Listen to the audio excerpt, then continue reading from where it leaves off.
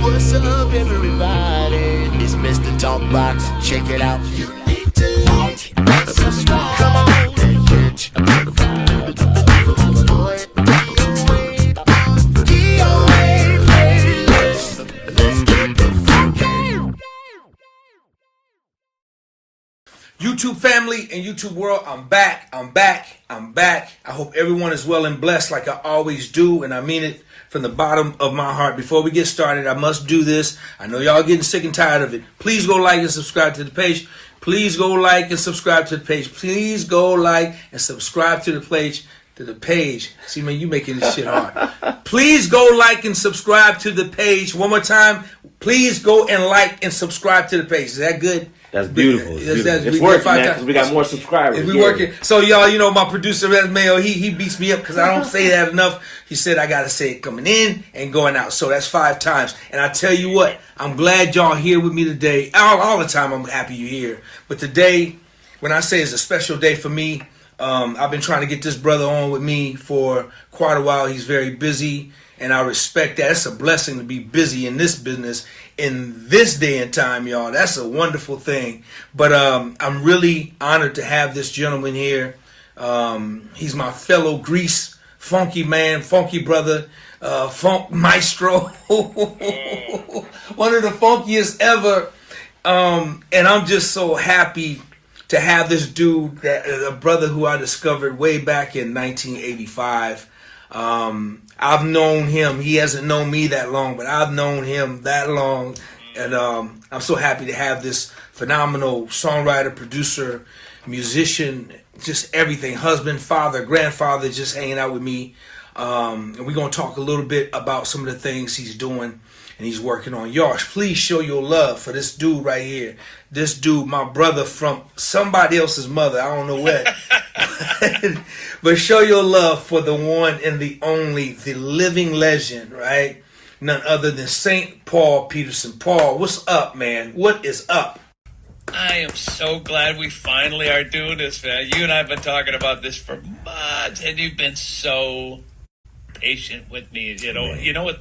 You said something in the intro there, by the way. Thank you very much for that beautiful intro. It is a good thing to be busy in this day and age, isn't it? What a blessing.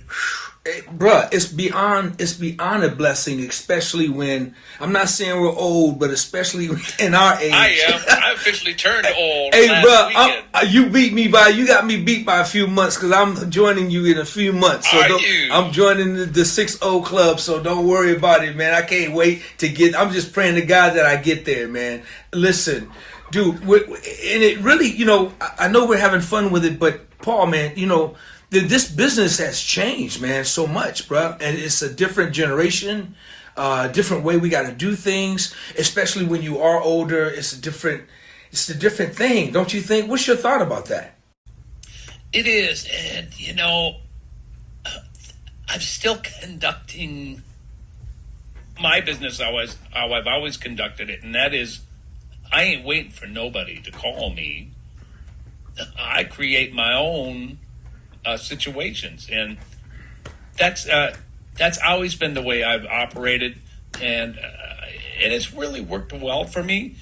I try to see cool opportunities and make them happen and go for it and not hold back. And if someone decides that they want to call me and have me play on something, I'm like, you really?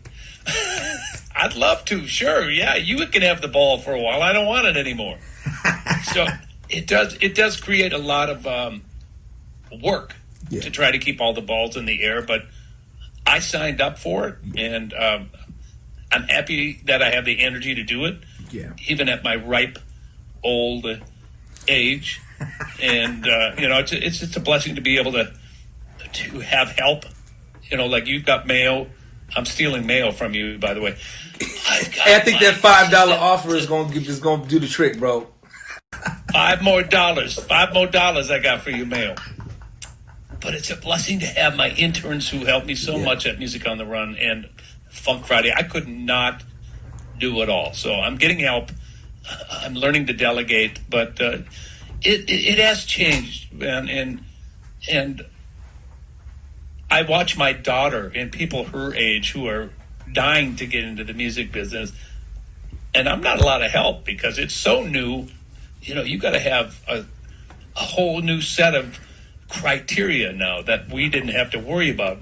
What we had to worry about was how well do you play, how well do you get along with others, and can you groove? Those things still hold, but you also have to have an unbelievable social media presence, and people look at that and will judge that before they judge your playing. Wow. That ain't fair, but life ain't fair. Now, I'm gonna tell you what else ain't fair, bro. You conducting this whole interview because you hitting all the points, man. bro,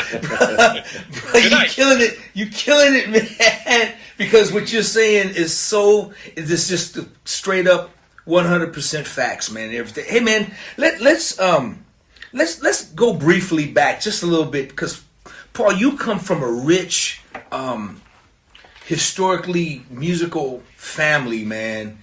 And I want people to know some of that on my platform. So take us just back, just briefly, man, on where it all started with you, bro. Well, of course, it started with my parents. And my parents were studio and session and live musicians. They were the hip studio cats of the 1940s, 50s, and 60s. And they had great jobs back in those days before records were being spun on radio.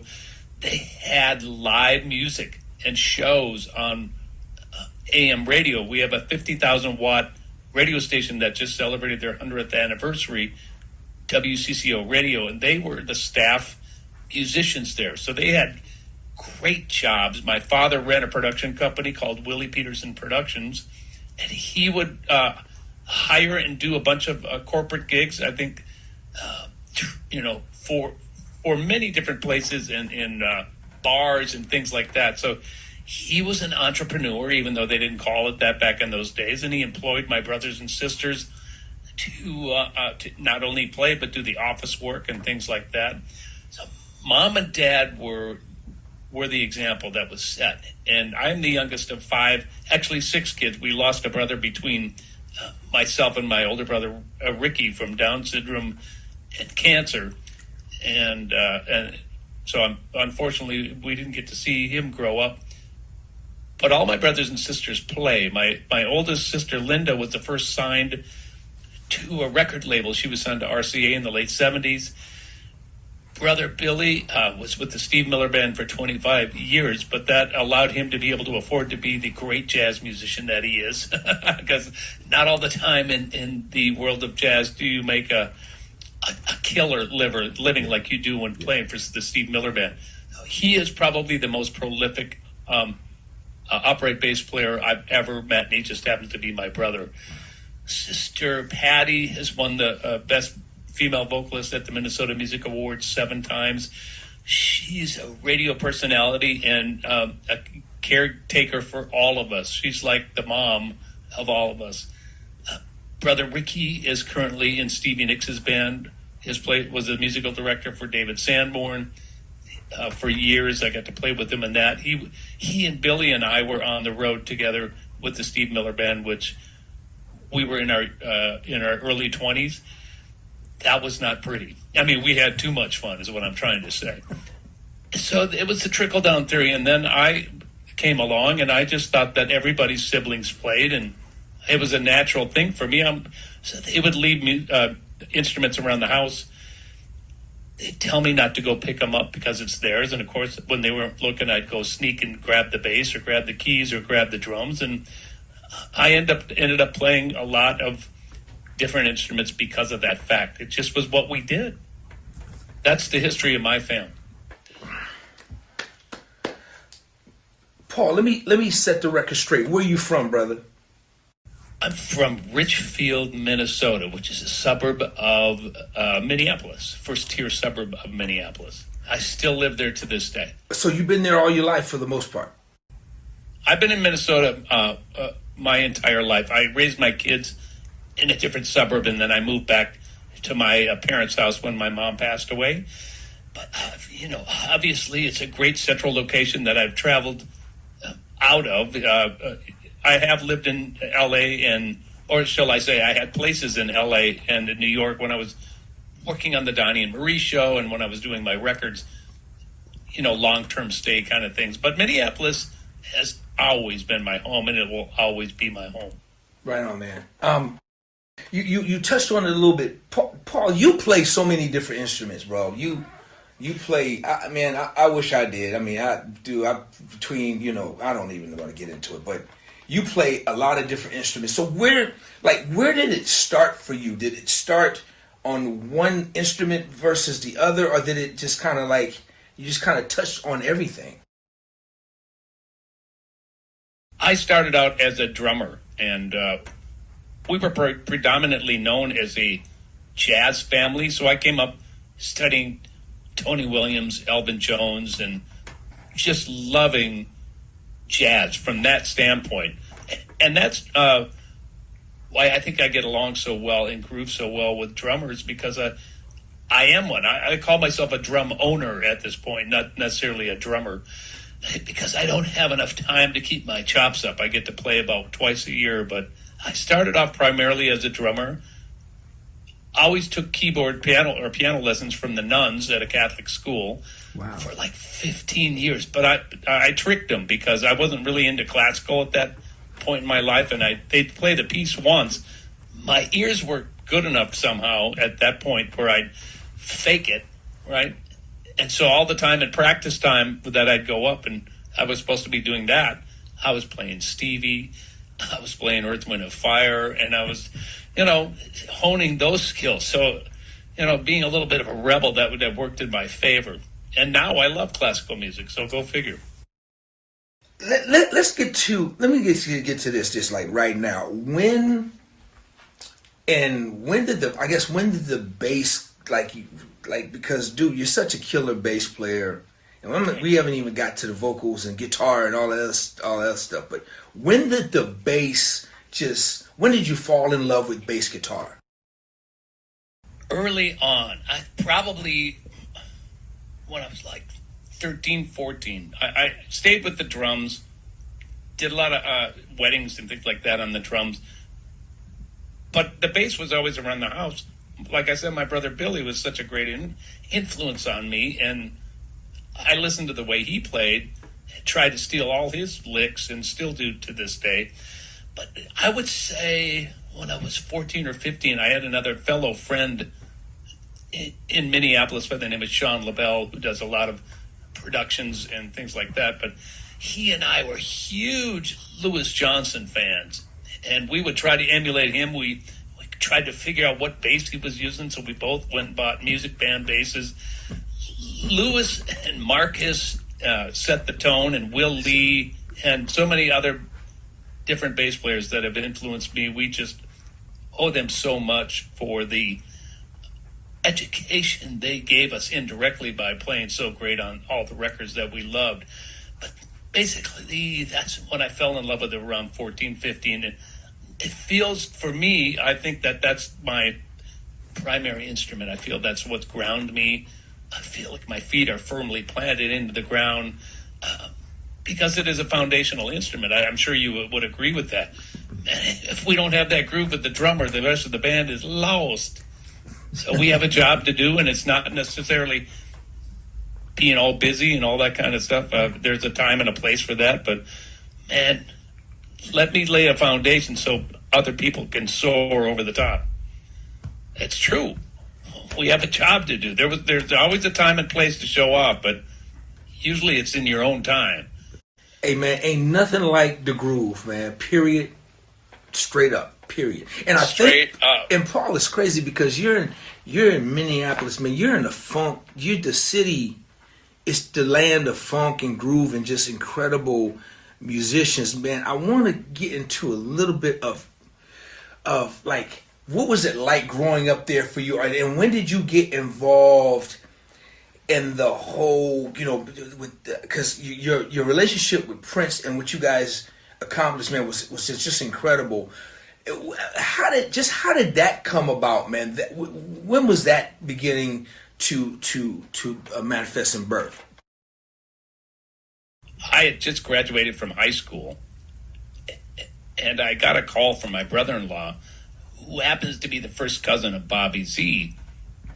His name is my brother-in-law is Stuart Pastor, And I played in his bands when I was in high school, so he knew that I could play.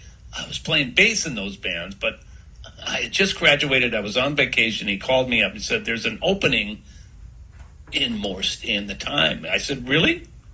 He said, "Yeah, it's playing keyboards. Can you handle it?" I'm like, "Well, yeah. I played keyboards my entire life." Make a very long story short, I came home. I was supposed to have a week to learn a bunch of songs by the time. I had one night. And look, it's a different set of rules from where I came from. My rules with bebop are you're encouraged to color outside the lines. With Prince in the Time, you are not encouraged to color outside the lines. Let me tell you, this is the groove, this is your part, you stay there. So that took a little time for me to get, but I had to learn the parts. I had to learn to sing and play at the same time, which in one night is not an easy task for a 17-year-old. And the hardest part of it was to try to look cool and dance at the same time. Man, and I was lanky and just stiff. I'm still stiff, but that's all right. I mean, I didn't really understand. You know, you got this white kid from Richfield trying to go into this incredibly established band that, was making hit records. And first of all, I was just hoping that I would fit in. And thank God I got the call back and got the gig, and one hell of an education. So when you got the call, who did the call come from? Morris? Did it come from Prince? How did it happen? So I went to the audition. Jesse Johnson was running the audition. Okay, so Morris was nowhere to be found. I'm sure he was upset. I'm guessing here. I'm projecting. But his brothers were just fired. It'd be like, having your best friends in the band, and then your boss, who also is your best friend, just let your brothers go. He was not happy. And he sees these three new people coming into his band. I'm sure I probably wouldn't have showed up either. So he wasn't around. Jesse Johnson was running the rehearsals. I got the call back from Jesse. The next day I walked in and Prince was there. So I had to play all my parts, and then at the end of my second audition, he called me over, and he did this to break the ice. He did the whole Rekisto thing. He wrote on a piece of paper, WRECK-A-STOW,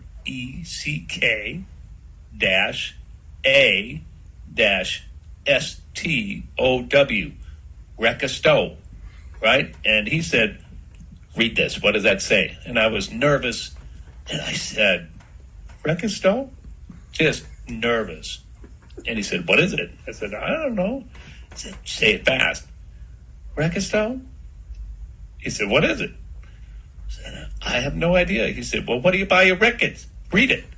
Rekisto."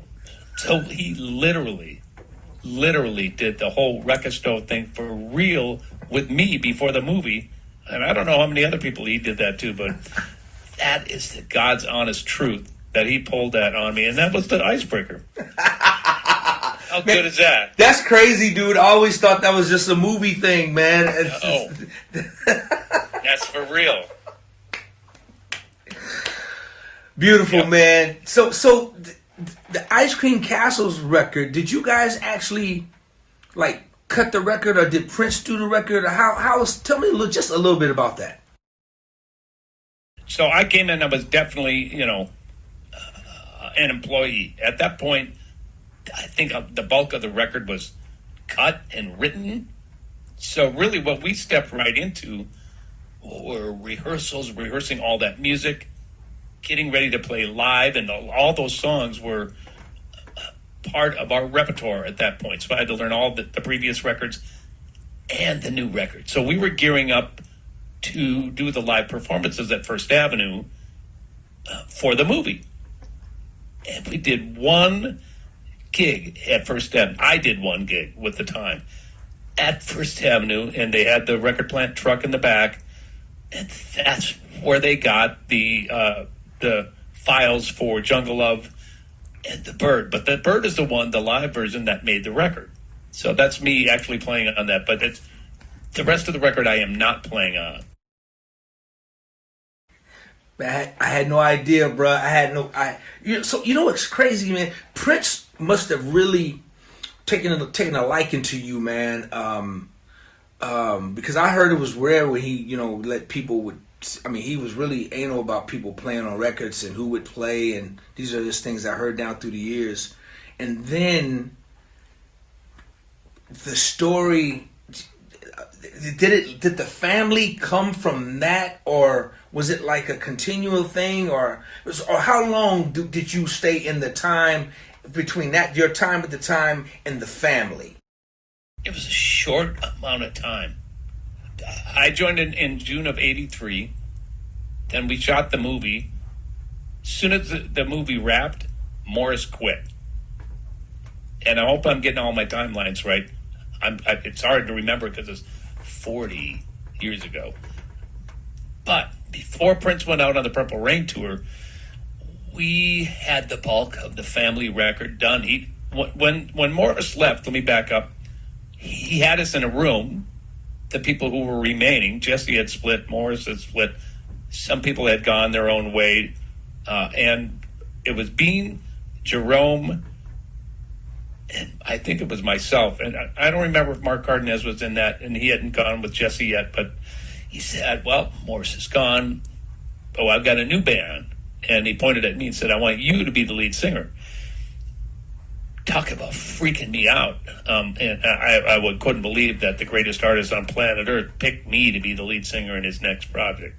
So that's how the family was born. And from that moment on, he would send demos on cassettes to my mom's house where I was living. And I would have to learn his inflections, his melodies, everything. That's how he taught me. I had to listen to these tapes to learn. He wasn't in the studio coaching me. My coach was David Z, who also got those tapes, and he would make sure that I would get those inflections and princely things as close as humanly possible to the best of my ability. I walked into those situations thinking that I could sing a 3.5 minute song in a half an hour, but what did I know? 6 hours later, the vocal was done. Okay, but I know Prince was really, really pleased with the way that all turned out. Paul, you okay? This is crazy, man. You're really messing me up here.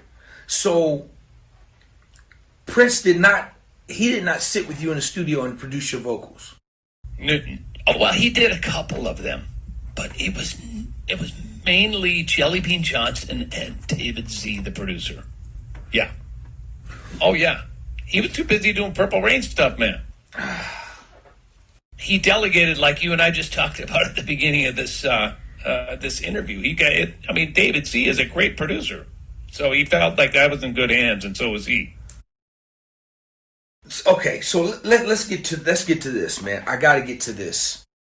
Okay. There's a record on that album, man. That whole album, bruh, is just a diamond in the rough project, man. That project was beautiful. The work that Claire Fisher did on that record, man, just I was a fan. It's one of my most favorite albums of all time, and one of my favorite songs, man, it's got to be in my top 5. Is Nothing Compares to You. In fact, before we even talk about it, I'm gonna be about it right now because I gotta share this song and the history. I want to talk a little bit about the history of this phenomenal classic record, man, that was originally done on The Family with your lead vocal.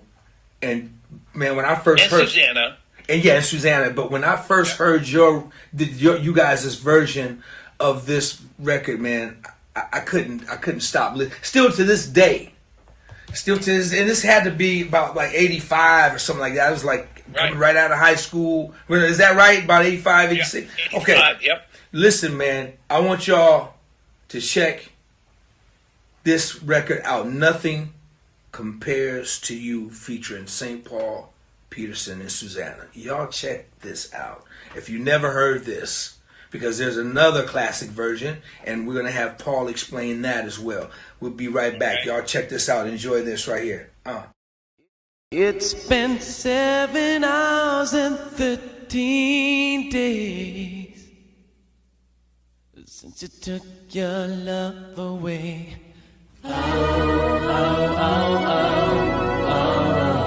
I go out every night and sleep all day since you took your love away.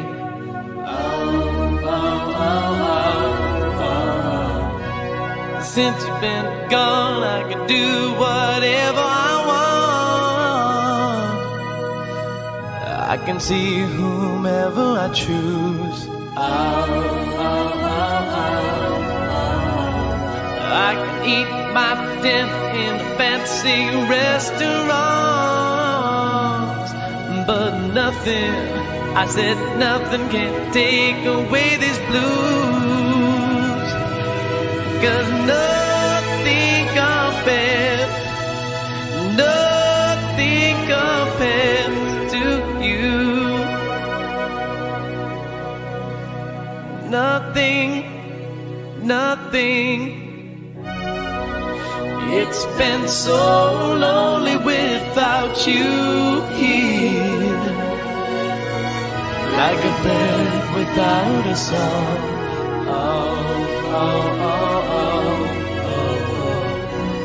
Nothing can stop these lonely tears from falling. Tell me, baby, where did I go wrong?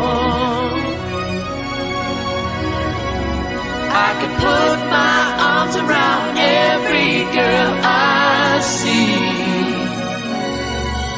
but they'd only remind me of you.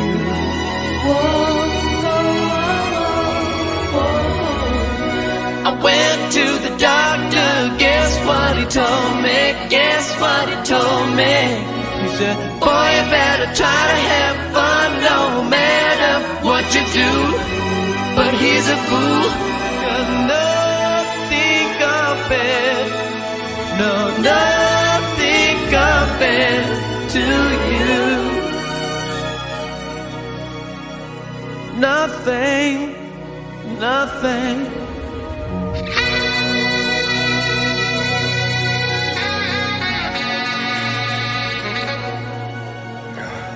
Okay, all right, hold up. Okay, all right, I gotta stop this right here.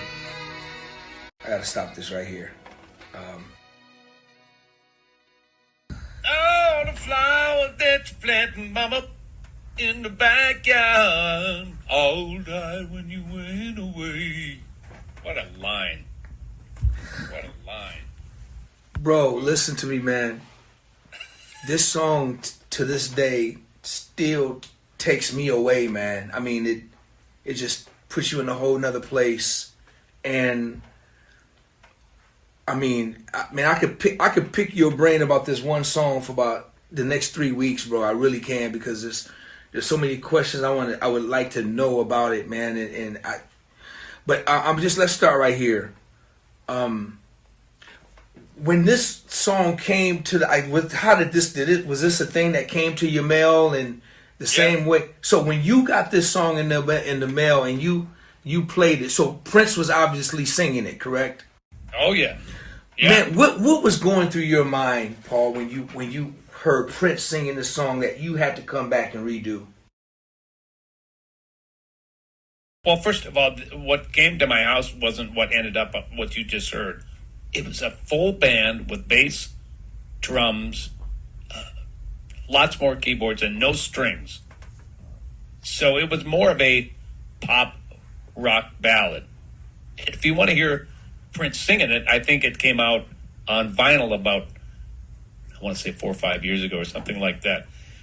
That's the version that showed up at my house. And when I sat down at my mom's kitchen table and popped the cassette in, press play, you check it out, and I'm listening for all the different things that I've been taught to listen for: inflection, melody, attitude, all those things. But And I knew it was a great song. It's a very simple song with a heart-wrenching message, right? This is lost love, and you can feel it in the simplicity of the poetry and the chords. What put it over the edge for me was after I put my vocals on, and he trusted Claire Fisher to put the cinematic strings on there, and he put all the reharmonization over the top of it. That's what did it for me. He brought out the beauty of that song that Prince wrote. And I have to tell you, every time I hear that song to this day, number one, I'm so proud to have been the first person to sing it, because it's important to a whole generation or generations of people.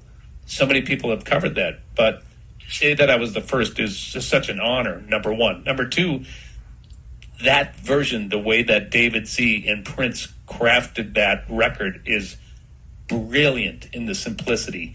You know what he did, man? He exercised the mute button.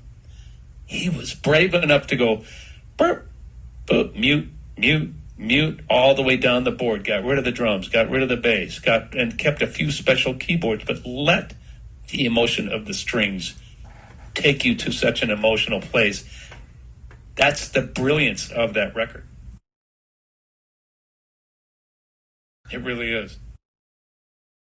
I got to be honest with you, Paul, man. Never in a million years when I first heard this song in 1985 that I ever would thought that God would bless me to be sitting down face to face talking to the man whose voice is on that record that I listened to hundreds and hundreds and hundreds of times. And here I am speaking to, one half of the artist that sung on the record. And man, really, bro, I am so grateful just to know you like this, man. Because that part of history was very important to me. I was just getting my career started, right. So, and I was really, really doing bad, and me and my best friend, we moved to LA. This story ain't about me, but we were just trying to make it, and it was really, really tough times. That song, along with some commission records, just got me through a lot of stuff, man. And the album was just so eclectic and beautiful and dope. It's just really a great body of work that was put together, man. And I met Jerome.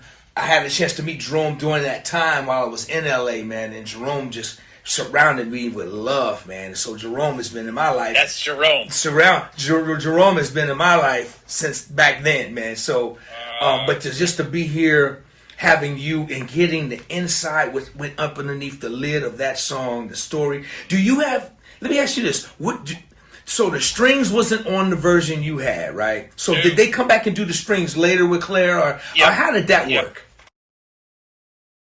Well, you just said it. They came back later and did the sessions with Claire, and Susanna will know more intricacies of that because she was hanging with Prince. That was that was Prince's girlfriend, and she, I believe, suggested Claire Fisher because of his work with Rufus and that kind of stuff. And what a brilliant decision that was. I think I saw one overdubbing session in LA, but that was about it. So I would do my part, and then they'd go to LA, and then they'd overdub what they needed to overdub. Wow. But he gave Claire Fisher carte blanche. And how smart of it was Prince to stay out of the way of that genius. Oh my goodness. Two incredible geniuses letting each other do what they do. Oh my goodness, man. And what great history that they made. Now, was that the first time that they had hooked up, was on the family record? I believe so. Yep. Because, man, screams of passion. Oh my gosh. Oh, yeah. Let me just say this. If y'all don't have the family record in your archives, something is wrong. Go get it. Well, it's hard to get. Go find Find it some way. Just get it. You gotta get it. Go to eBay. Pay $300. Go to eBay. Go get that record. I'm telling you. And this goes for young and old. I'm telling you, musically, it's gonna blow you away, man. I know we got to move on because, brother, I'm not gonna hold you much longer. Paul, let's get into. I had a chance to physically meet you, not physically, but just over the phone, meet you, and over the internet meet you during one of your Funk Fridays encounters, man, and that whole thing, man. Paul, Yes. where did Funk Friday come from? What made you do this genius thing of Funk Friday? Tell me a little bit about that, man. I have to give it up to my intern. At my 241 episodes ago, my intern looked at me and said, you should do a weekly music series. And I'm like, no way. I got way too much on my plate. Not going to happen. And this is the night that the New York City shut down. I did a gig at the Iridium. I was in rehearsals for that gig. The first Funk Friday was born with me with my cell phone, holding it like this, doing hammer-ons on the bass, filming me and my brother-in-law and Carl Burnett, great guitar player out of New York City, just jamming. And that was the first Funk Friday. Then the pandemic came, and I said, why don't I just keep, I'll listen to this intern. He's younger than me. He knows what people want. So why don't you listen? So I did. So I started calling my friends. I just write a minute's worth of music, which I didn't overthink what I was going to do. So I would lay down a demo, right? And then I'd send out the stems to my friends. They'd overdub their parts, send me back audio, send me back a video. And then my intern would edit it all together and mix it. Well, everybody during the pandemic was looking for something creative to do because we were the first out and the last back. So I got to call my heroes. I got to call Craig Fillinganes. I got to call Randy Brecker. I got to call you. I got to call so many different people, and I was shocked at how many people said, yeah, I want to do that. I'm like, you do? But the whole purpose of Funk Friday and why I continue it to this day is all about who I am, and that is making the world a better place. In this case, making the internet a better place to be, one funky minute at a time. There's so much BS that's out there. I want to be a conduit for love and peace and harmony. And if I can do that 1 minute a week, that's where my heart's at. That's what I'm all about. And plus, I get to play with all my favorite people, and it makes us stay in touch, and it keeps me creative. Paul, man, that story is so crazy because I'm looking at my producer Mayo, who's been with me for a lot of years, man. And when we started, I have never been really on social media. I haven't been on it long. I was kind of like a mystery person until I got on social media. I got on when the world shut down. I had to. Yep. And he would come to me with all same thing. I'm an old fart. So he come up. He's younger than me. So he comes with these ideas. I'm like, man, no, they don't never. Come on, man. Let's go on and do this crossword puzzle. So he comes to me with these ideas that's brilliant, and it's your story. It's like, man, I'm thinking I'm talking to my guy because that's the same. That's crazy how that came up because it's such a brilliant thing, man. And I really love it and admire it because, bruh, you to see every week, man, I always look for him and say, okay, who he got going today? Who's on this today? Right. Then, man, when I see cats like Will Lee and all these cats and Lil Jon, I'm like, oh my gosh, man. But it says, let me just say this, it says a lot about you for you to pick up the phone and when you say you couldn't believe everybody would just want to do it, man. It's not only that they wanted to do it, man, but they wanted to do it for you. It shows a lot about your character as a person, because trust me, man, it takes that in order to make that work above no matter how great a musician you are, brother. If you wasn't a good person, you would not be getting those phone calls. People would not be picking up the phone. So, man, I honor you, man, because that says a lot. about you. When I got the call, I was like, you gotta be kidding me. You what? Wait a minute. That was we redid Janet, right? We did. What have you done for me? Yeah, what have you done for me lately? But I was like, you mean St. Paul, the one I be watching Funk Friday? You want me to be? Yeah. You want me to do one? Oh man, hell yeah! Would it just tell me what I gotta do? And then it's great, man, because then we've done other ones since then and had some dueling basses on there, and that's all about letting everybody shine a little bit. Man, and it's so cool, man. It is so cool, man. Thank you for that, man. So many people just loves Funk Friday, man, and thank you for that. Before I let you go, Paul, talk about what are you doing these days, man? I know you. I gotta ask you this question, man, real quick. We know. The world knows and feels the effect on the loss of Prince, right? But Paul, by you being in that city, in that surroundings, and we see all the great tributes and the great celebrations you guys do, Paul, what has the loss of Prince meant to the city of Minneapolis, to Minneapolis, man? Well, it's an incredible tragedy and a huge loss. We, the city of Minneapolis and the state of Minnesota, championed Prince, and we're so behind everything that he did, and vice versa. Prince championed Minnesota. He didn't move. He would have different places to live, but he always based out of Minnesota. He built Paisley Park in Minnesota, and the fact that we lost him at 58 is such a tragedy. And at this point, people like me and many others, the Revolution, Sheila, the New Power Generation, I think we're all doing our best to keep Prince's music alive with integrity, authenticity, and with the people who were there when it was created.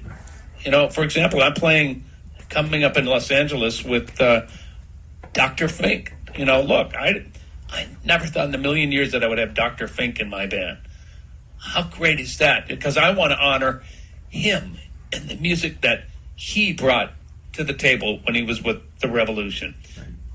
That's important to me. And then we get a new generation from the New Power Generation. Elisa Fiorello will be there. And then some other people who were a big part of the Minneapolis sound that may not have worked on Prince records, but made great music coming out of there.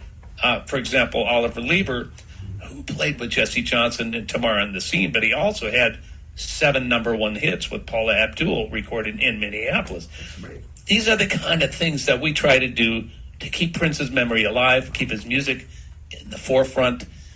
And I'm proud to be able to say that I've been doing it for many, many years. And, I love it. I love playing all the songs off the Family record. Next year, we'll be concentrating more on that because of the 40th anniversary of that record. And hopefully, who knows whether the estate will reissue that record so you actually can hear it. I'm hoping they do that, but I have absolutely no control over that. Regardless, I am going to be playing music from that, and I'm hoping to have as many people come along from the family, the original family, to do it alongside me. That's my goal. Yes, sir. Paul, man, I commend you. You're doing an awesome job keeping, and all you guys are just, I've been watching what you're doing, man, and I think it's great. The honor and the celebrations, and just to keep the legacy going. It will never die, man. It will never die. But I want to say this, for people who want to hear that Family record, go on over to YouTube and play that damn record. Play some of them records. They over there. Go on and hear it over there, okay? If nothing else, you got to get you some of that music in your soul. Paul, real quick, man, before you leave, just tell me some of the things that you're doing right now. That's on the table, because man, you might as well be the mayor, man. You're gonna run for mayor. You're doing everything, bro. Well, what's really fun is I am the president of Edina Rotary. And if you don't know what Rotary is, we are a surface club who we raise money and we give it away to local nonprofits, and we put a portion of it back into the international community in the form of clean water, women's rights, the eradication of polio, And these are business leaders. These are men and women just like you and me, including bass players. I never thought in a million years that I would fit in there. They embraced me. They appreciate what I do. And we just had our huge gala at Paisley Park, and I turned it out for them. And I showed them, you wouldn't think that Rotary's rock and roll, but we made it rock and roll. If you ever have an opportunity to go to a Rotary meeting, you'll see what I'm talking about. These people are the salt of the earth. They are the ones that want to help rebuild our communities, make our communities better, find solutions for problems. They're problem solvers. That's what attracted me to that, and I've got about 8 months left in my tenure as president. That's important to me, and right now I'm sitting in St. Patrick's Catholic Church in Edina, where I'm the music director and head liturgist here. That's important to me. So I get my fill of church music, and I get to play keyboards again, which is really fun for me, and I get to play a little pipe organ. I'm having a ball. Oh yeah, throwing myself to the wolves, playing pedals and playing the old hymns that I grew up on when I went to 12 years of Catholic school. So that's important. I'm a new grandfather, which is unbelievable that I'm actually at that point in my life, but I'm lucky that I am, because a lot of our friends aren't around to enjoy things like that. And Purdue, here's really what it is. I wake up grateful every single day. I thank God for another day on this planet, and I look for ways to make a difference. Man, look here, bruh. That's a perfect way to put a button on it, man. One day at a time. Thank God for a day.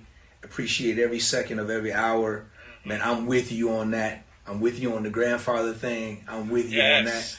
I'm with you on that, man. Listen, man, before I let you go, I got to ask you a question. Now, it's crazy because I can ask you this question about many different instruments, and I can just say drums. I can say from a guitar, a pipe organist, I just learned the pipe organist. But since we bass players, it's going to be a bass player question.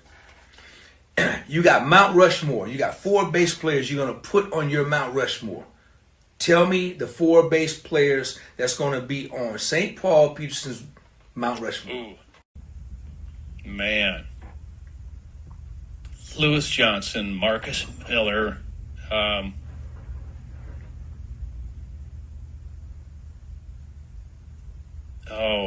these are hard questions, man, because these are all my buddies. My brother Billy and Ferdine. There you go.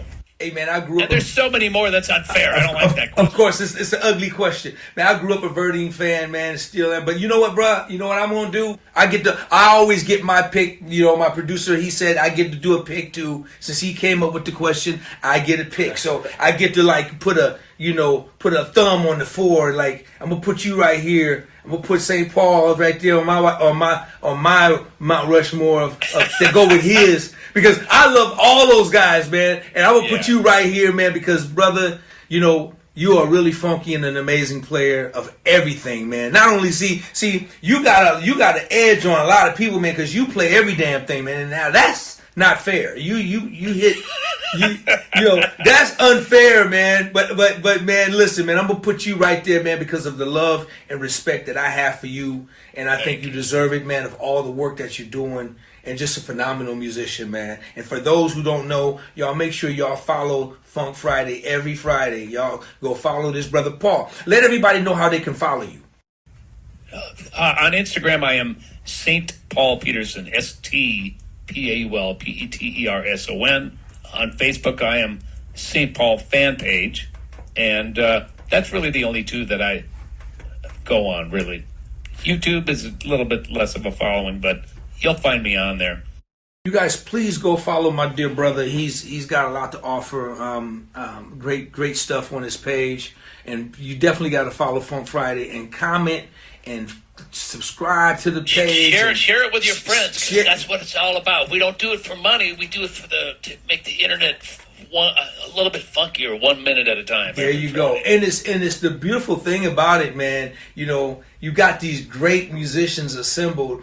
And I think week in, week out, everybody never know who they're gonna be with. That's the good part. You know, hey, man, I want you to play on this cool. The next thing I know, I'm on what? Who? Oh my God. Mo Pleasure's on this. Emery or whoever, yeah.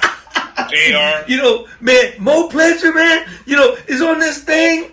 So it's like, so I love it, man, brother. Listen, man, I really thank you for your time, Paul. Man, it means the world to me, man. We finally got it done, you know, after months. And I really appreciate you, brother. I'm so honored, bro. And you are an incredible bass player as well. Keep following DOA, man. He's a bad man, and I look up to you, brother. Let's just keep the funk alive. Let's do it, man. Hey, y'all show your love for my brother, none other than St. Paul, the pipe organist. Peterson. Now I'm going on a photo shoot with Steve Park, Prince's old graphic artist. So I got to roll. Hey, you know, I guess my last question is this, Paul. Have you done Funk Friday from the pipe organ yet? No. Hey, something to think. I know. Something to think about. You know, something. I know. You can put some grease on it, man. Put a little grease on the pipe organ. God bless you all. Hey, y'all show your love for my brother, St. Paul. Paul, thank you, man. Thank you. I'll call you later. Right on.